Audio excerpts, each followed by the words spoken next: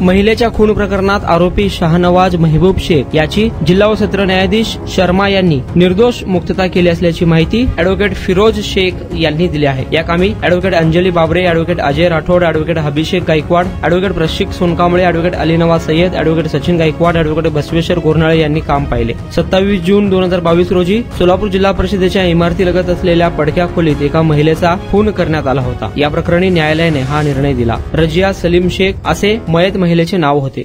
जिल्हा परिषद सोलापूर येथे महिलेचा खून केल्याच्या आरोपातून आरोपी शाहनवाज महबूब शेख यास जिल्हा व सत्र न्यायालय शर्मा साहेब यांनी आरोपी विरुद्ध सबळ पुरावा मिळून न आल्यामुळे निर्दोष मुक्त केलेले आहे। यातील सदर घटनेची हकीकत अशी की दिनांक 27/6/2022 रोजी जिल्हा परिषद येथील SP कार्यालयासमोर एका खोलीमध्ये एक महिला बेशुद्ध अवस्थेत मिळून आलेली होती। त्या खोलीत एक महिला बेशुद्ध अवस्थेत पडलेली होती व तिचे शरीर फुगलेले होते। अशा परिस्थितीमध्ये त्यांची मुलगी शबाना मलंग शेख हिने प्रेत तिची आई रजिया शेख आहे अशी ओळखली। त्यानंतर आरोपीला अटक करण्यात आलेली आहे। आरोपीला अटक केल्यानंतर आरोपी विरुद्ध मेहरबान कोर्टामध्ये चार्जशीट दाखल केली। चार्जशीट दाखल करतेवेळी आरोपीचा जो मोबाईल आहे तो जप्त करण्यात आलेला होता। सदरच्या मोबाईलमध्ये आरोपीने संभाषण केल्याबाबतचे जे ऑडिओ रेकॉर्डिंग होते ते जप्त करण्यात आले। यातील त्या रेकॉर्डिंग मध्ये आरोपीने गुन्हा केल्याबाबतचे काही स्टेटमेंट दिले होते। या आधारावरून आरोपी विरुद्ध संपूर्ण तपास करून मेहरबान कोर्टात चार्जशीट दाखल करण्यात आलेली होती। सदरच्या केसमध्ये यातील जे साक्षीदार आहेत एकूण 17 साक्षीदार तपासण्यात आलेले होते। त्यामध्ये यातील महत्त्वाचे साक्षीदार जे आहेत ते फिर्यादी होते आणि अश्विनी भोसले मॅडम तपासिक अंमलदार त्यामध्ये होते।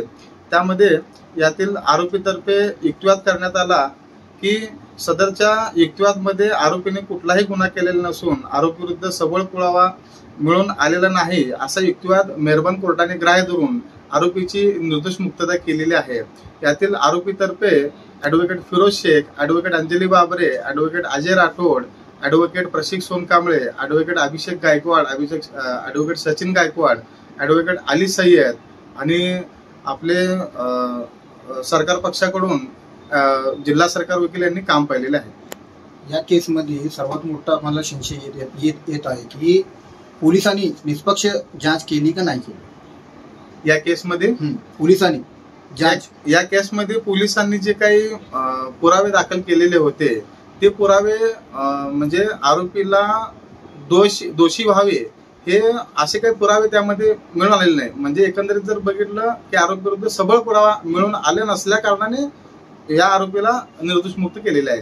न्यायालयामध्ये जेव्हा पोस्टमॉर्टम रिपोर्ट दाखल झाला त्यामध्ये स्क्रू ड्रायव्हरने मारले हे पुरावा सिद्ध झाला नाही आला। त्यामध्ये काय झालं ते स्क्रू ड्रायव्हर बद्दल की त्यामध्ये एव्हिडन्स ऍक्ट सेक्शन 27 नुसार पंचनामा करण्यात आलेला होता। सदरचा पंचनामा हा मोकळ्या जागेमध्ये केला होता। सदरचा पंचनामा कशा प्रकारे ग्राह्य धरण्यात यावा कारण की ते मोकळ्या जागेमध्ये केलेला असल्या कारणाने जे आहे तिथं आजूला बाजूला कोण पण येऊ जाऊ शकतो, ते कोण पण काही वस्तू टाकू शकतो। ह्या मुद्दा मेहरबान कोर्टाने ग्राह्य धरलेला आहे। म्हणजे हे केस मर्डर नसून दुसरा काही प्रकार आहेत काय? नाही, ही जी केस आहे आता आम्हाला त्यामध्ये संशयित आरोपी त्यामध्ये केलेला होता। संशयित आरोपी असल्या कारणाने आमच्यावर कुठलाही पुरावा आलेला नाहीये आणि ती महिला जी आहे ती मयत अवस्थेत तिथे सापडलेली होती। आता त्याचे जे काही म्हणजे पुरावा मेहरबान कोर्टामध्ये आलेला आहे म्हणजे त्यांनी कशा प्रकारे मयत झालेली आहे काय ते पोस्टमॉर्टम मध्ये ते आलेलं आहे। त्यामुळे आमचं त्यामध्ये कुठल्याही प्रकारचा संबंध नाहीये।